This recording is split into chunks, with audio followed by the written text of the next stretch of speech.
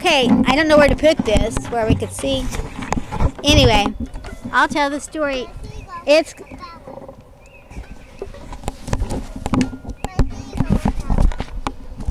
You know what the Passover is?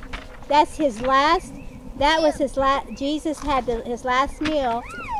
The last... Passover is the last meal. The last supper that he had with the 12. Where shall we go to prepare the Passover meal? The disciples asked Jesus. Jesus told Peter and John, go into the city and there you will meet a man carrying a pitcher of water. Follow him. When he goes into his house, into his where?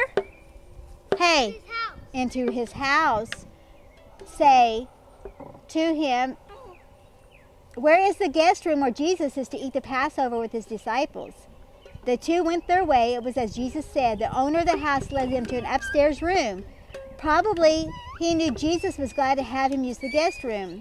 When evening came, Jesus and the other 10 who? Yeah, joined Peter and John.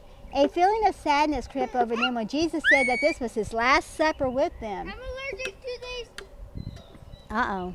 No, it should be. Would Jesus really... Oh. Okay, listen. Would Jesus really be taken away from them? It seemed impossible to think that men could kill Jesus. They did not understand. Jesus knew their thoughts and wanted to teach them more about his kingdom. He got up from the table, took off his outer coat, and tied a towel around his waist. Taking a basin of water, he began to wash their feet. You ever had dirty feet? They had dirty feet, and Jesus began to wash them. Why would Jesus do it? He said, Lord, you shall never wash my feet, said Peter. Jesus said to Peter, if I don't wash your feet, you shall never have a part in my kingdom. But Peter wanted a part in Jesus' kingdom. He said, Lord, wash not only my feet, but also my hands and my head. When the washing was over, Jesus laid aside the towel. Jesus, what? It's okay, listen. He says, you call me Lord and Master. I have washed your feet. You ought to wash one another's feet. And as I've given you an example, what you should do to each other, I've done to you. The servant is not greater than his master. Can they say that? The servant is not greater than his master. So who's the greatest?